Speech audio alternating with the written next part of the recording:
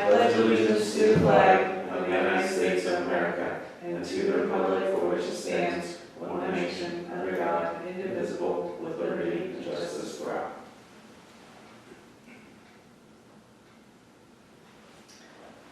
Thank you, everyone.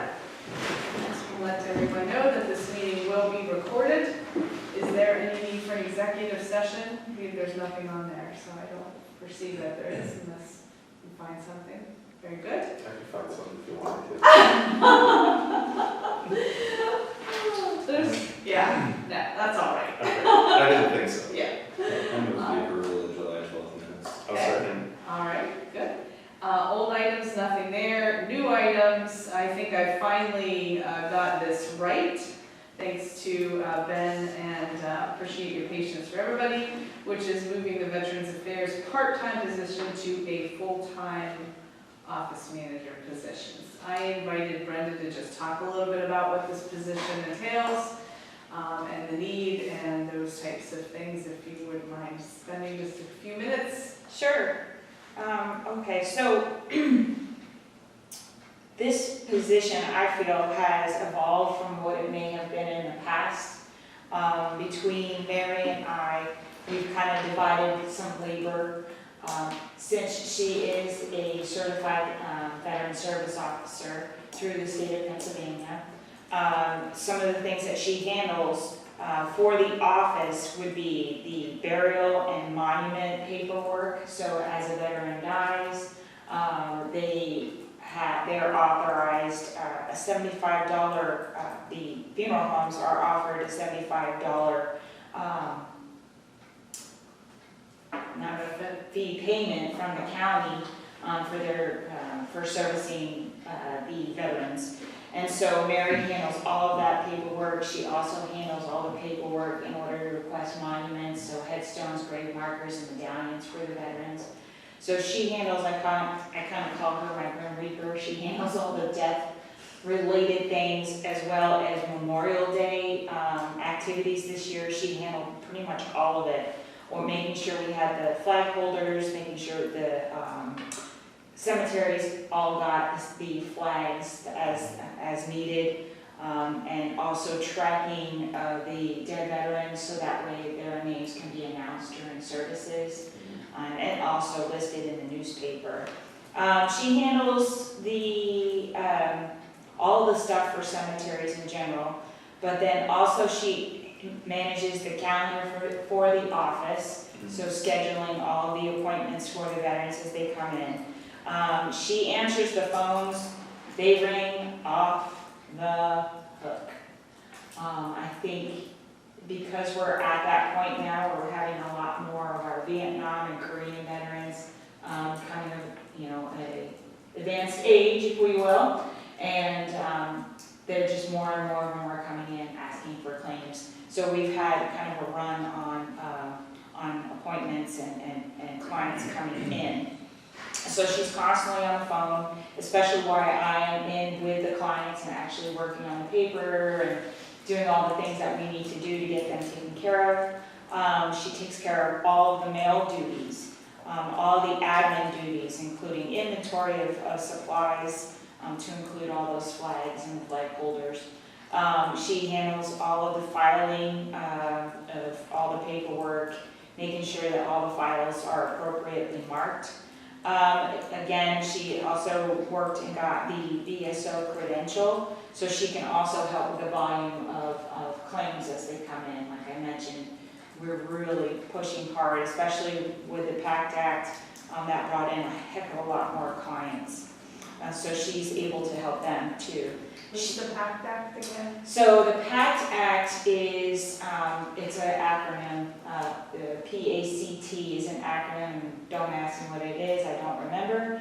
But basically, it extended the locations where veterans could have had toxic exposures. Like for Vietnam, instead of it just being Vietnam and the waters surrounding Vietnam, they've included Cambodia, Thailand, Laos, Guam, and the DMZ in Korea. So we were even using Agent Orange before Vietnam in Korea to help clear the DMZ so we could see any enemy activity. And so because of that and the burn pits in Iraq and Afghanistan over the last 20-something years of war, so a lot of those things that got expanded caused a lot of veterans to come out of the woodwork, if you will. Hey, how do I sign up for PACDAC? So a lot of that caused a lot of, it drove a lot more clients, and so she's been able to help out with that as well. And they've extended some of the timelines on it, so that's not stopping. It's only going to increase. And then all the real estate taxes, she helps out with the filing of that.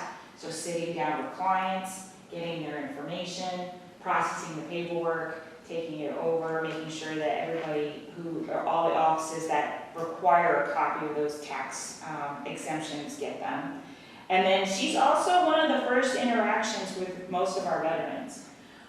She's the one that welcomes them to the building. She's the one that takes all of their information when they initially call. So she is extremely busy, and while she's doing all of that, I'm seeing clients on appointment, and I'm also usually the one that has to do a lot of the outreach stuff, and on top of budget and all that nonsense. So, and she's also been helpful with the outreach. We both worked the county fair. In the past, I believe they just went out for one day, the Veterans Day, I think, which was like Wednesday. Did they go for the whole week? Yes, they did. Okay, so we did the whole week from start to finish, minus Saturday. I just felt like that's more of a family day, so we probably captured all the veterans that we needed to capture during that busy week. And then, of course, with the outreach with Forest County and being going back and forth there. So one week she would go, another week I would go, and we kind of traded off those responsibilities. So I've definitely been able to use her in a full-time capacity. And she's not sitting around doing nothing. I can guarantee you that we're both working from the moment we get into the moment that we leave. I did take a look at Brenda's budget and this change with the increase. I'm gonna say it's gonna be $3,600 all in. Would not, it would still be within her budget. She's under in salaries overall. Salary, not that, Correct. but either way, I would move that the part-time Veterans Affairs position be rescinded and to create a full-time office manager position, union $16.29 an hour, full-time being 35 hours a week, effective the next pay, which I believe to be September 22nd. I'll second, Alright. with the understanding that that's in the Veterans Affairs office. Alright, any discussion? All those in favor signify by saying aye. Opposed? I just wanted to say that I appreciate the work that you're doing, and it's really great to have such faith in the Veterans Affairs Director, and and totally understand the challenge that you're facing with the increased benefits. We want to serve as many veterans as we can, and the PACDAC was actually a very positive thing and probably needed decades ago. So anything we can do to support that, I'm wholeheartedly in favor of. Thank you, appreciate that. Any other items to come before the salary board? Make a motion to adjourn. Okay, second. Can we call the question? Did we not vote on it? Oh, we did. We didn't vote I'm on it. sorry. Let's do that. You made a motion, you seconded it. We talked a little bit of discussion. All those in favor signify by saying aye. Aye. And also, we didn't call the question on the minutes either. We did. But I'm sure we're all in agreement, but. Yeah, the minutes are fine. And you all agree. I agree. Okay, so that Ben was. made the motion, Jeff seconded it. Okay, I will now motion to adjourn the meeting. Very good. Aye. Aye. Aye.